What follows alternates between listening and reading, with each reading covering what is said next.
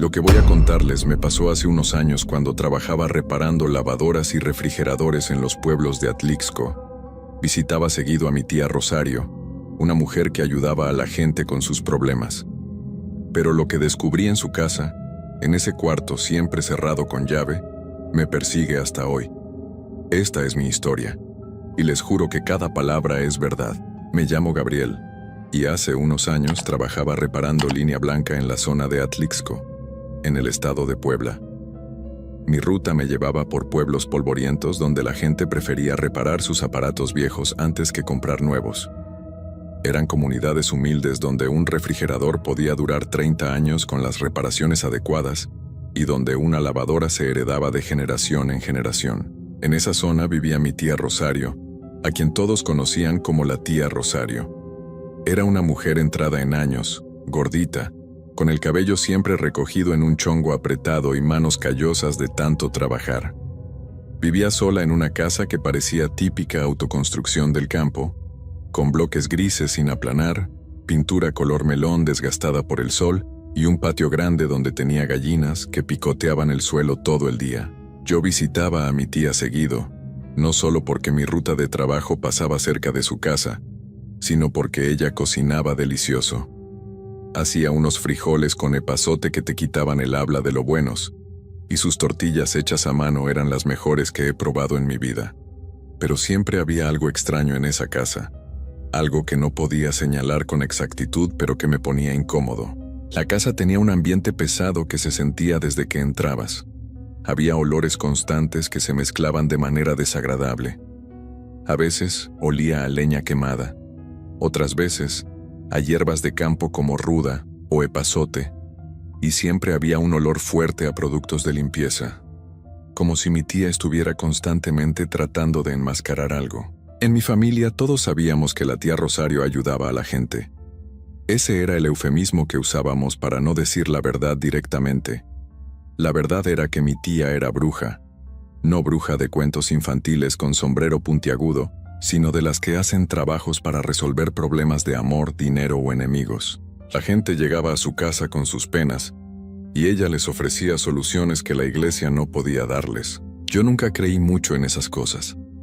Para mí eran supersticiones de gente desesperada que necesitaba aferrarse a algo, aunque ese algo no tuviera sentido. Pero la cantidad de clientas que llegaban a casa de mi tía era impresionante. Casi todas las tardes cuando yo pasaba a visitarla, había 2 o 3 mujeres esperando su turno en el corredor. Eran mujeres de todas las edades, pero la mayoría estaban desesperadas. Se les notaba en la cara, en la forma en que retorcían las manos sobre el regazo, en cómo miraban al suelo evitando hacer contacto visual con los demás. Algunas lloraban en silencio mientras esperaban, otras murmuraban oraciones entre dientes. Todas cargaban con un peso invisible que las encorvaba. Mi tía las atendía de una en la sala de su casa. Yo podía escuchar retazos de las conversaciones desde la cocina donde me sentaba a comer. Las mujeres contaban sus problemas con voces quebradas. Hablaban de maridos que las habían dejado, de hombres que amaban pero que no las volteaban a ver, de rivales que les habían quitado a sus parejas, de hijos rebeldes que no obedecían. La tía Rosario escuchaba con paciencia, asintiendo de vez en cuando y haciendo preguntas específicas. ¿Hace cuánto que te dejó? ¿Tienes algo de él que haya tocado su cuerpo? ¿La otra mujer sabe que existes? Después de escuchar toda la historia, mi tía explicaba lo que podía hacer y lo que necesitaba para el trabajo. Nunca cobraba tarifas fijas.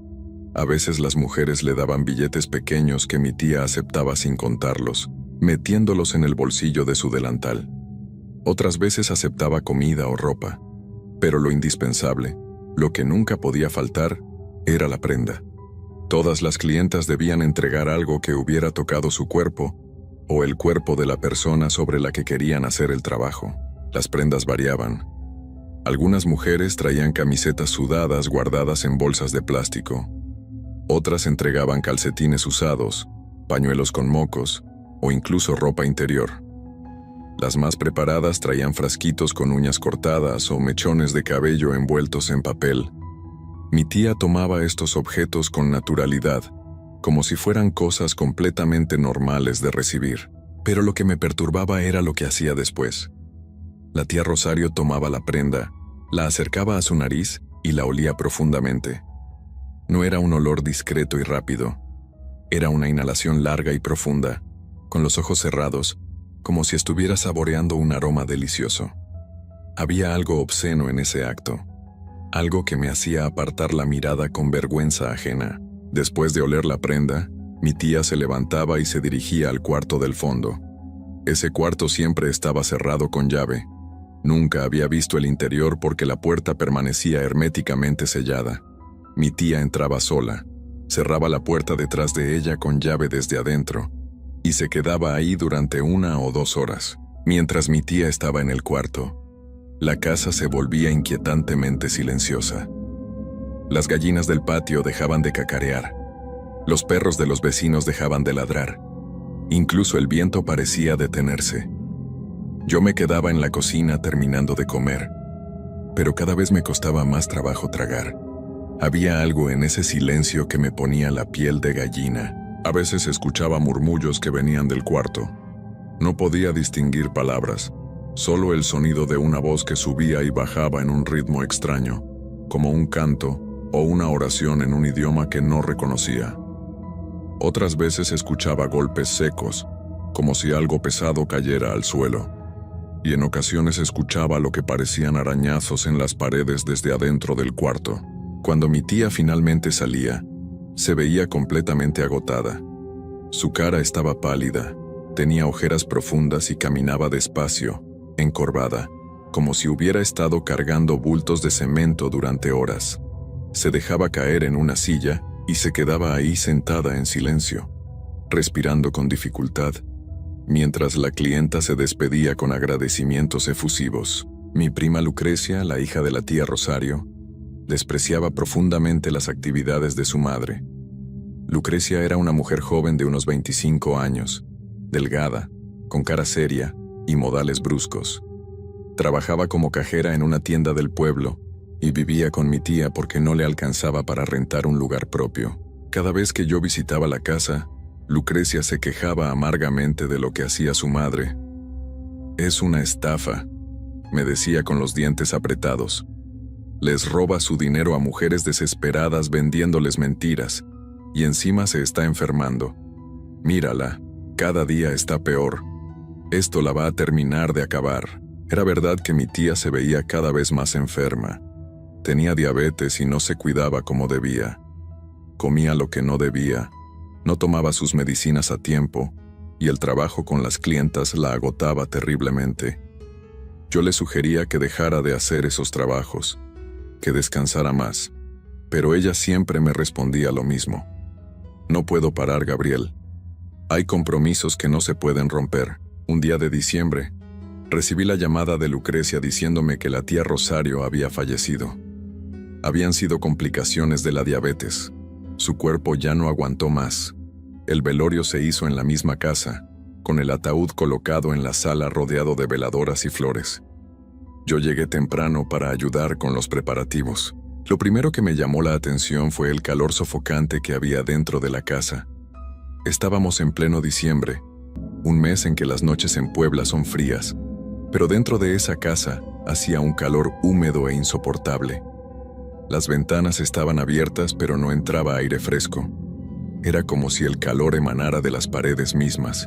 Durante el velorio llegaron docenas de mujeres que habían sido clientas de mi tía, pero no venían a rezar ni a dar el pésame de manera normal. Llegaban calladas, se acercaban al ataúd y se quedaban ahí paradas murmurando cosas en voz tan baja que no se podían escuchar. Algunas lloraban con desesperación, otras tocaban la tapa del ataúd con las manos temblorosas. Escuché retazos de lo que decían. «No me dejes sola. ¿Quién me va a ayudar ahora? ¿Qué voy a hacer sin ti?» No era el duelo normal de alguien que pierde a un ser querido. Era el pánico de alguien que dependía de mi tía para algo que nadie más podía darles. Era dependencia, adicción, terror de quedarse sin su ayuda. Lucrecia estaba destrozada, pero no por las razones que uno esperaría. No lloraba la muerte de su madre con la tristeza normal de una hija. Lloraba con rabia, con frustración, como si mi tía le hubiera hecho algo terrible al morirse. La vi sentada en una esquina del patio, fumando cigarro tras cigarro, con la mirada perdida y los ojos rojos. Pasaron los meses y yo seguí con mi ruta de trabajo. No volví a visitar la casa durante un tiempo porque no tenía razón para hacerlo. Mi tía había muerto y Lucrecia y yo nunca habíamos sido muy cercanos. Pero un día, 6 meses después del funeral, tuve que pasar por esa zona para reparar una lavadora y decidí pasar a saludar a mi prima. Cuando llegué a la casa me quedé helado. Había 2 mujeres esperando en el corredor, sentadas en las mismas sillas donde solían esperar las clientas de mi tía. Me miraron con la misma desesperación en los ojos que yo había visto tantas veces antes. Toqué la puerta y Lucrecia abrió. Lo que vi me dejó sin palabras. Mi prima había cambiado completamente. Ya no era la mujer joven y delgada que recordaba. Ahora parecía una señora de 50 años. Había subido mucho de peso, tenía el rostro hinchado y la piel pálida. Vestía ropa de señora mayor, un vestido floreado de los que usaba mi tía, y llevaba el cabello recogido en un chongo exactamente igual al que usaba mi tía Rosario. Pero lo más perturbador era su voz. Lucrecia había tenido una voz normal, femenina y clara. Ahora hablaba con una voz rasposa y grave, como si hubiera fumado durante décadas o hubiera gritado hasta quedarse ronca.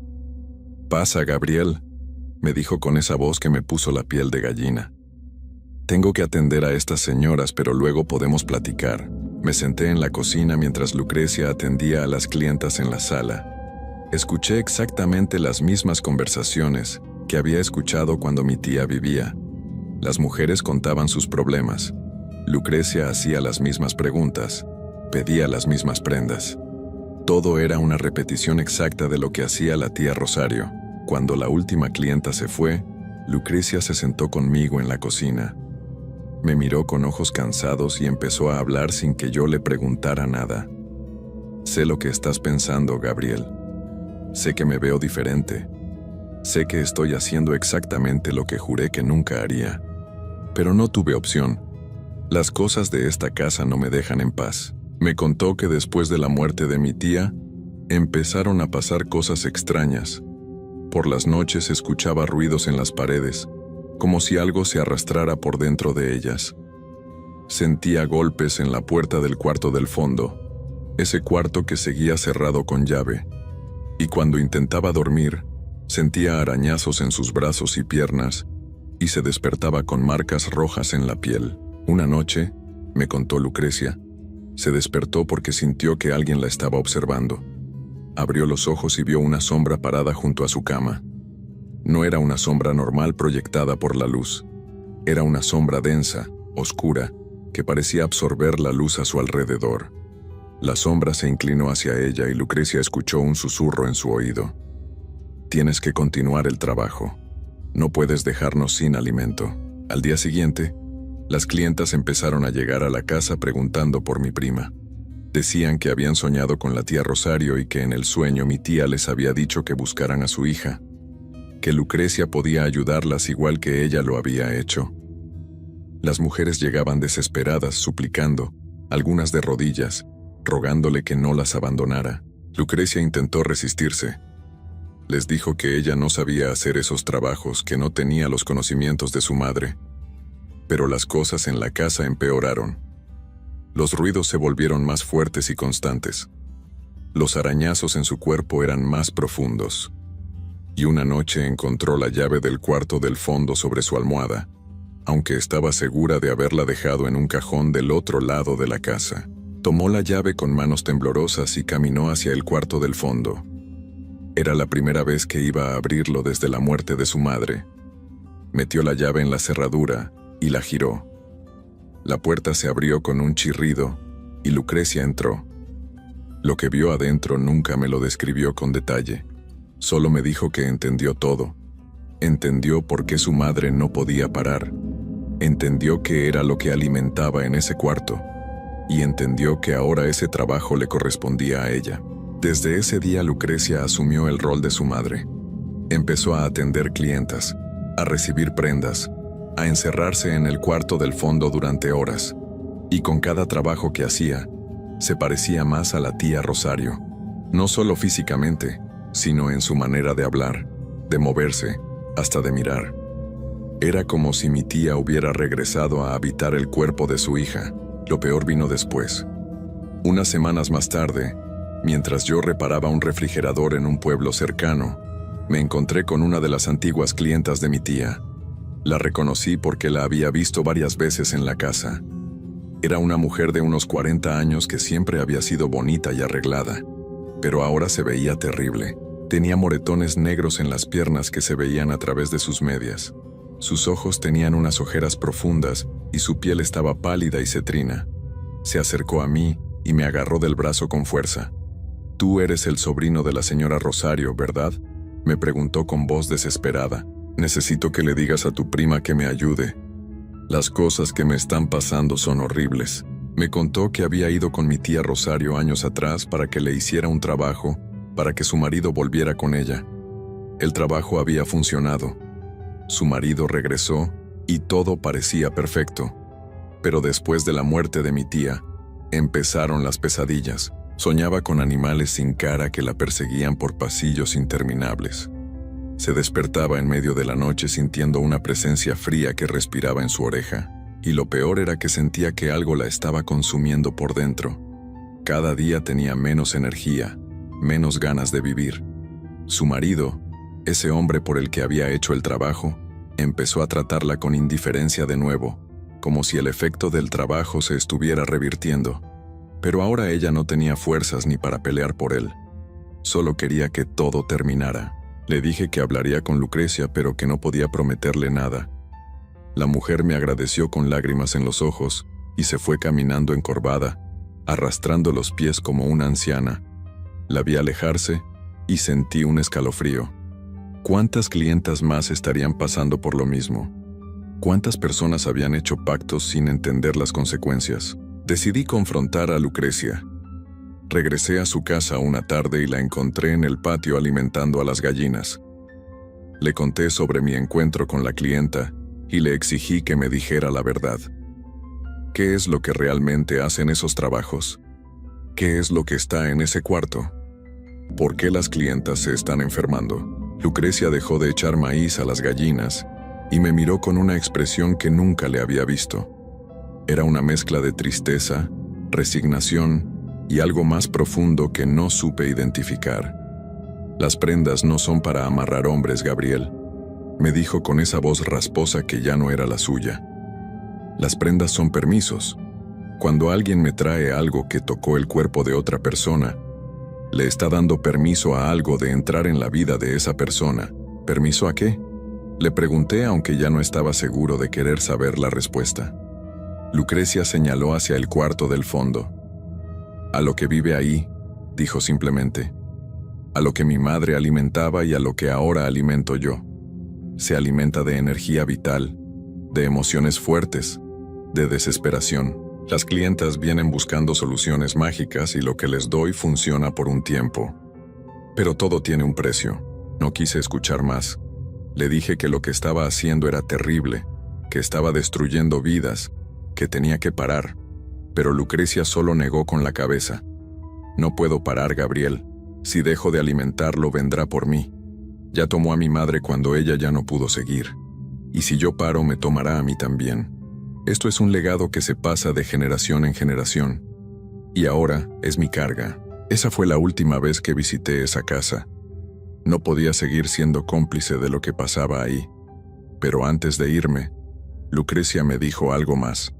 «Si alguna vez tienes hijos, Gabriel, especialmente hijas, manténlas lejos de esta casa. Porque esto busca continuar. Busca nuevas generaciones que lo alimenten y no descansará hasta encontrarlas». Salí de la casa caminando rápido, casi corriendo. Cuando llegué a mi camioneta miré hacia atrás y vi a Lucrecia parada en el corredor. Pero por un momento, jurría que no era Lucrecia quien estaba ahí. Era mi tía Rosario, con su delantal y su chongo apretado, sonriéndome con una sonrisa que me heló la sangre. Arranqué la camioneta y me alejé lo más rápido que pude.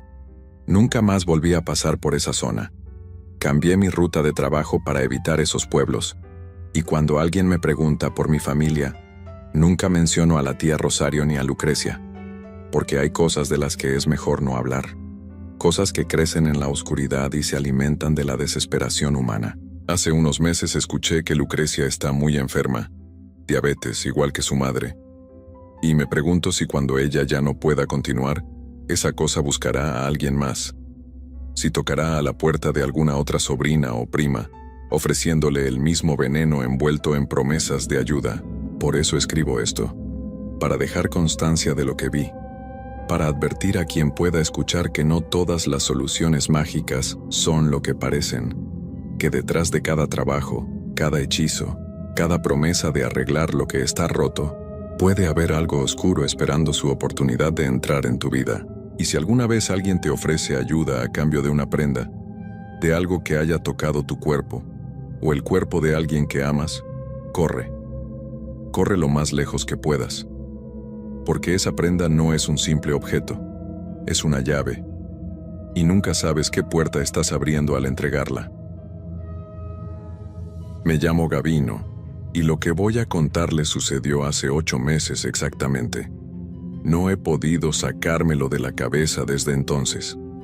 Cada noche cuando cierro los ojos veo las mismas imágenes, escucho los mismos sonidos y siento el mismo terror que sentí aquella madrugada en el rancho de mi tío.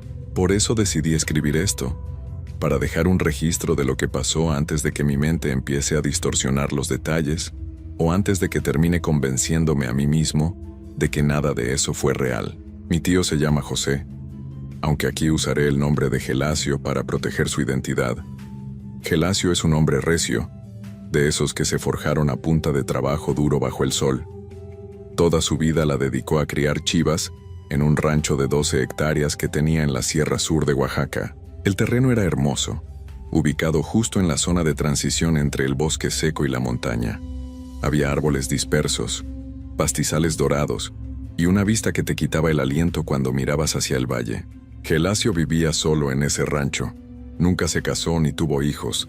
Decía que su familia eran sus animales y que no necesitaba nada más.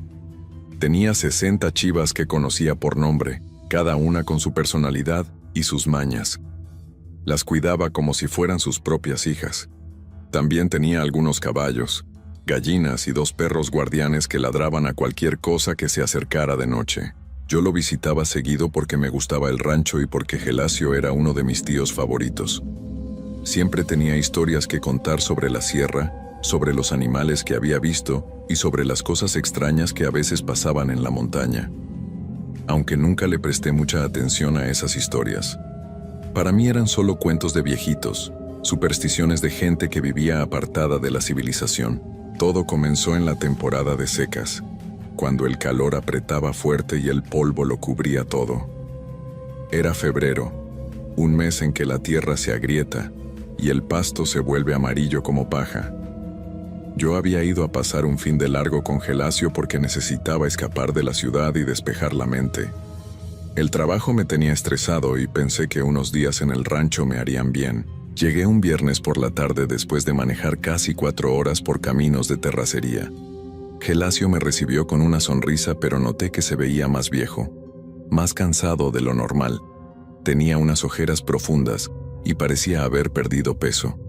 Le pregunté si se sentía bien y me dijo que solo estaba cansado, que las chivas lo habían tenido ocupado porque últimamente se ponían muy nerviosas. Esa primera noche cenamos en la cocina de la casa, que era pequeña pero acogedora. Gelasio preparó un mole negro con tortillas hechas a mano, y hablamos de cosas triviales mientras comíamos. Pero noté que cada tanto se quedaba callado, mirando hacia la ventana que daba al corral como si esperara ver algo. Los perros también estaban inquietos, caminando de un lado a otro y gruñendo en voz baja. Alrededor de las 11 de la noche me fui a dormir en el cuarto de huéspedes. Era una habitación sencilla con una cama de hierro, un ropero viejo y una ventana pequeña. Me acosté cansado del viaje y me quedé dormido rápido, pero algo me despertó en medio de la madrugada. Abrí los ojos de golpe y me quedé quieto, tratando de identificar qué me había sacado del sueño. Los perros estaban ladrando como locos afuera. No era un ladrido normal de cuando ven a un coyote o a un zorrillo. Era un ladrido de terror puro, desesperado, como si hubieran visto algo que los aterraba hasta la médula. Entre los ladridos se escuchaban los balidos angustiados de las chivas. Todas estaban berreando al mismo tiempo, haciendo un escándalo tremendo. Me levanté de la cama y me asomé por la ventana. Afuera todo estaba oscuro excepto por la luz tenue de la luna, que apenas iluminaba el corral. Podía ver las siluetas de las chivas agrupadas en una esquina, apretadas unas contra otras. Los perros corrían alrededor del corral ladrando hacia algo que yo no podía ver desde mi posición. Escuché pasos apresurados en el pasillo y luego la voz de Gelasio llamándome. «Gavino, levántate. Pasa algo raro con los animales». Salí de mi cuarto y lo encontré ya vestido, con una linterna en la mano y la cara llena de preocupación. «Vamos a revisar el corral», me dijo. «Pero ten cuidado y quédate cerca de mí». Salimos de la casa y caminamos hacia el corral que estaba a unos 50 metros. Los perros seguían ladrando, pero cuando nos vieron llegar, retrocedieron y se quedaron detrás de nosotros, con las colas entre las patas. Eso me extrañó mucho, porque esos perros eran bravos y nunca retrocedían ante nada. Gelasio alumbraba con su linterna tratando de encontrar qué estaba asustando a los animales. Las chivas estaban todas amontonadas en la esquina más alejada del corral, temblando y balando con desesperación. Sus ojos brillaban reflejando la luz de la linterna, y podía ver el terror en ellos. Gelasio hizo un barrido completo con la luz, pero no vio nada fuera de lo normal. «No hay nadie», dijo con voz tensa, pero algo las asustó. Revisamos el perímetro del corral alumbrando cada rincón. La cerca era de malla ciclónica de 2 metros de altura, bien firme y sin agujeros. No había señales de que algún animal salvaje hubiera intentado entrar. Tampoco había huellas frescas en el polvo aparte de las de los perros. Todo parecía normal, pero algo definitivamente no lo estaba. Gelasio se quedó parado frente al corral durante varios minutos, iluminando el interior una y otra vez como si buscara algo invisible. Los animales finalmente empezaron a calmarse un poco, aunque seguían todos agrupados en la esquina y ninguno se atrevía a moverse. Los perros se habían quedado callados, pero no dejaban de mirar hacia el corral con las orejas paradas. «Será mejor que nos quedemos despiertos el resto de la noche», dijo Gelasio. «Algo no está bien aquí». Regresamos a la casa y nos sentamos en el corredor con vista al corral. Gelasio preparó café bien cargado, y nos quedamos ahí vigilando hasta que amaneció. No volvió a pasar nada esa noche, pero ninguno de los dos pudo relajarse. Cuando salió el sol y la luz del día iluminó todo, fuimos de nuevo al corral a revisar con más cuidado. Las chivas ya estaban más tranquilas y empezaban a dispersarse para buscar agua y comida. Gelasio hizo un conteo de los animales y confirmó que todas estaban ahí, las 60. No faltaba ninguna. Tampoco había señales de que algo hubiera entrado al corral, pero entonces vi algo que me llamó la atención. En una sección de la malla ciclónica, cerca del suelo, el metal estaba deformado. No estaba cortado ni roto, sino estirado de una manera extraña. Era como si algo hubiera empujado la malla desde adentro con mucha fuerza, haciendo que el metal se abombara hacia afuera. Los alambres estaban separados, pero ninguno se había roto. «Gelasio, mira esto», le dije señalando la deformación. Mi tío se acercó y se quedó mirando la malla con una expresión que no supe interpretar. Pasó la mano por el metal estirado y luego miró hacia el suelo. Había huellas de pezuñas de chiva que llegaban hasta la base de la malla y luego continuaban del otro lado, como si el animal hubiera pasado a través del metal sin romperlo. Mi tío se puso pálido. «Gavino», me dijo con voz temblorosa, «tengo que contarte algo. Esto no es la primera vez que pasa. Yo lo he visto antes. Hace años, cuando mi abuelo vivía, él me habló de esto, pero nunca pensé que volvería a pasar». Me senté en una piedra cerca del corral mientras Gelasio encendía un cigarro con manos que le temblaban. «En nuestra familia hay historias viejas», comenzó a decir. «Historias que se cuentan en voz baja y que la mayoría de la gente no cree. Mi abuelo me habló de algo que él llamaba el que duerme con el ganado. Es una cosa antigua, una especie de nahual que vive en estas sierras desde antes de que llegaran los españoles. No es un animal común, ni es una persona. Es algo entre ambas cosas. Gelasio dio una calada profunda a su cigarro antes de continuar.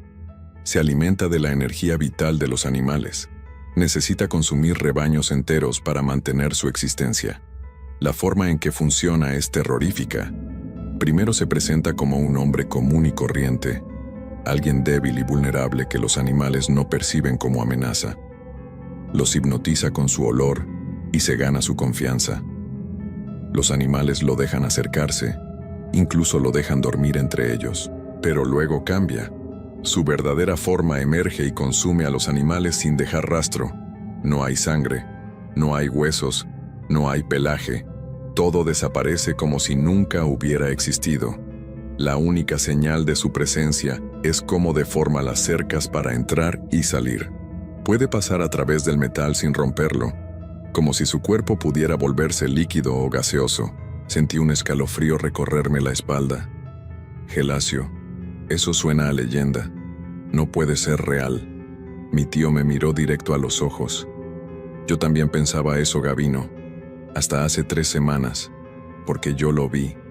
Vi al hombre pálido acostado entre mis chivas una noche cuando salí a revisar por qué estaban tan calladas.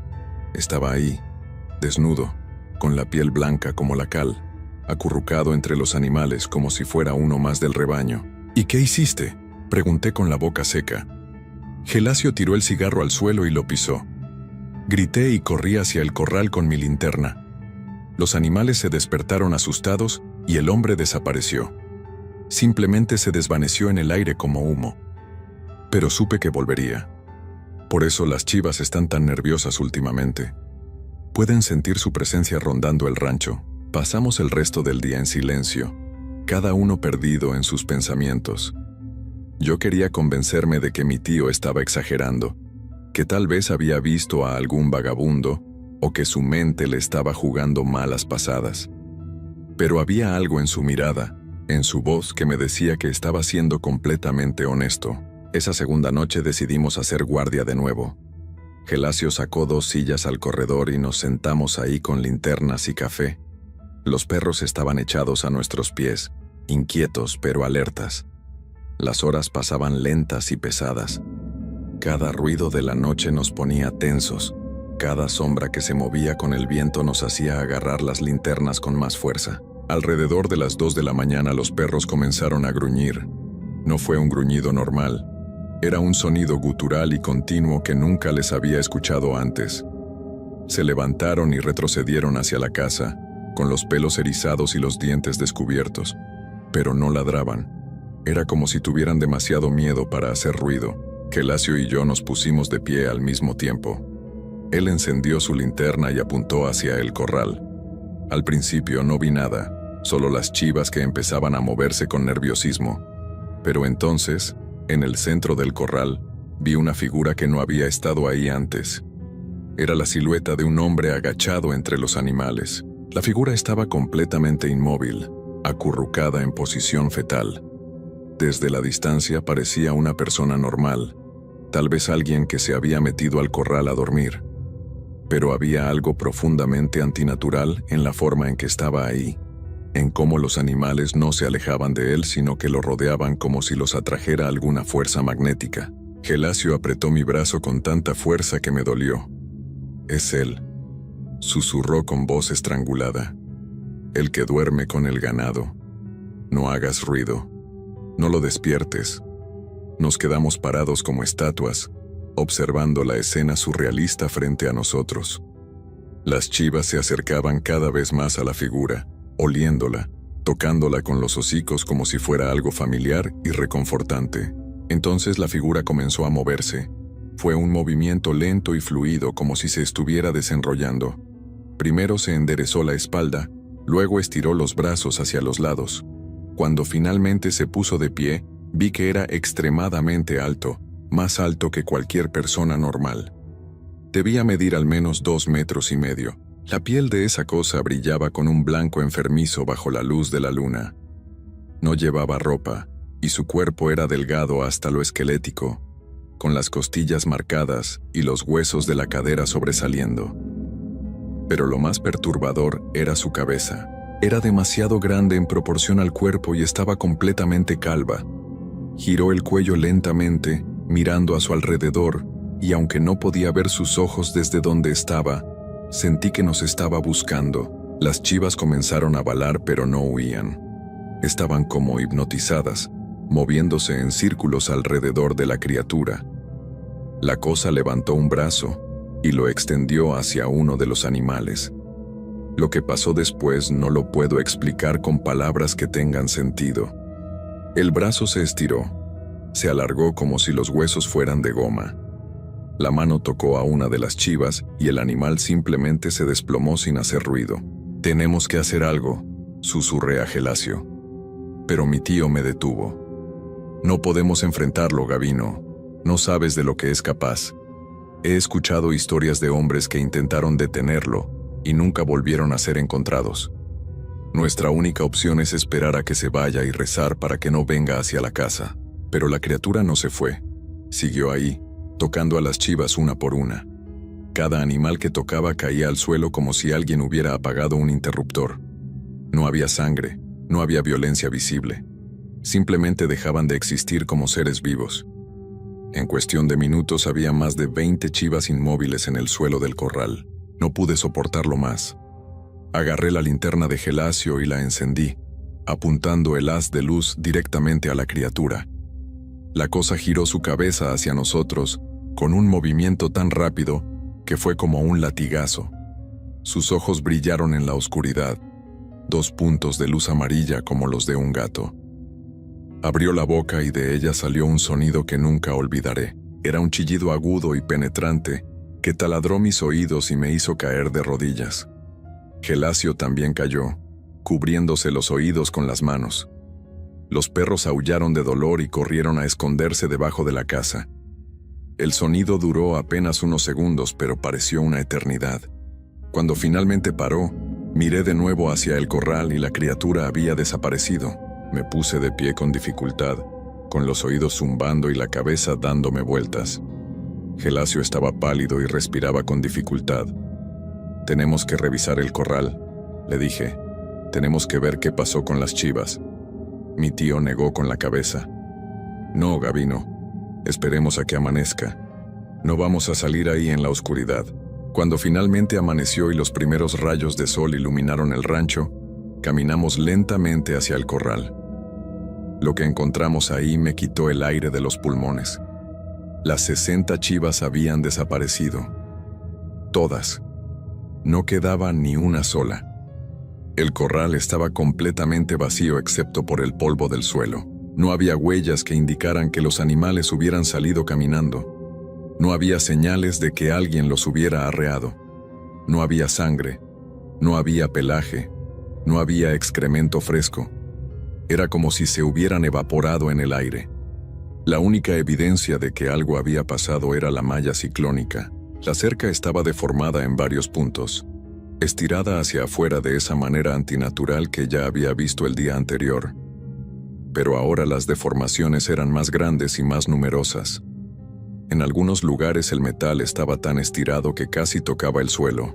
Gelasio caminó lentamente alrededor del corral, examinando cada centímetro de la cerca.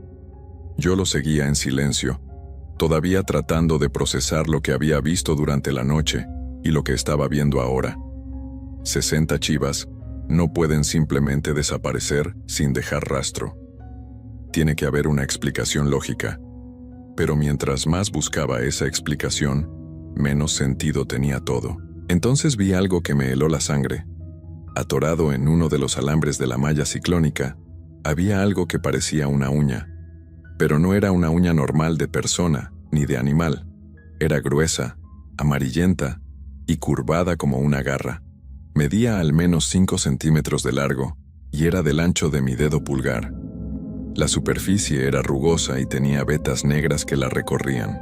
«Gelasio, mira esto», lo llamé con voz temblorosa. Mi tío se acercó y cuando vio la uña retrocedió un paso. «No la toques», me dijo. «No sabemos qué puede pasar si la tocas». Pero yo ya la había tocado. La había desprendido de la malla y la sostenía en mi mano. Estaba tibia, como si acabara de desprenderse de algo vivo. Tenía un olor extraño, dulzón y nauseabundo al mismo tiempo. Es de él, dijo Gelasio con voz plana. Se le quedó atorada cuando pasó a través de la malla. Probablemente ni siquiera lo notó porque para él es como perder un pelo. Pero para nosotros, es la prueba de que todo esto es real, de que no nos lo imaginamos, de que esa cosa existe y estuvo aquí. Guardé la uña en mi bolsillo, aunque cada fibra de mi ser me decía que la tirara lejos. Pero sabía que la necesitaba. Necesitaba tener una evidencia física de lo que había pasado porque si no, con el tiempo empezaría a dudar de mi propia cordura. Empezaría a convencerme de que había sido un sueño o una alucinación. Pasamos el resto del día revisando todo el rancho. Buscamos en el bosque cercano, en el arroyo seco, en cada rincón donde pudieran estar escondidas las chivas. Pero no encontramos nada, ni un solo animal, ni una sola señal de que hubieran estado ahí. Era como si la tierra se las hubiera tragado. Gelasio estaba destrozado. Esas chivas eran toda su vida, su sustento, su razón de existir. Las había criado desde que nacieron, las había cuidado en cada enfermedad, las conocía mejor que a cualquier persona, y ahora todas habían desaparecido en una sola noche, consumidas por algo que ni siquiera debería existir. Esa noche no nos quedamos en el rancho. Metimos algunas cosas en la camioneta de Gelasio y nos fuimos al pueblo más cercano. Rentamos un cuarto en un hotel barato y pasamos la noche ahí, con las luces encendidas y la televisión prendida solo para tener ruido de fondo. Ninguno de los dos pudo dormir. Al día siguiente regresamos al rancho porque Gelasio necesitaba recoger más de sus cosas. Pero en cuanto llegamos supimos que algo andaba mal. La puerta de la casa estaba abierta de par en par, aunque yo mismo la había cerrado con llave antes de irnos. Entramos con cuidado y encontramos que todo estaba revuelto. No como si hubieran robado, sino como si alguien hubiera estado buscando algo. Los cajones estaban abiertos, la ropa estaba tirada en el suelo, los colchones estaban volteados, pero no faltaba nada de valor. La televisión seguía ahí, el dinero que Gelasio guardaba en una lata seguía intacto, sus herramientas estaban en su lugar. Lo único que había cambiado era que todo olía raro, con ese mismo olor dulzón y nauseabundo que había sentido en la uña. Nos fuimos de ahí lo más rápido posible. Gelasio no quiso quedarse ni un minuto más.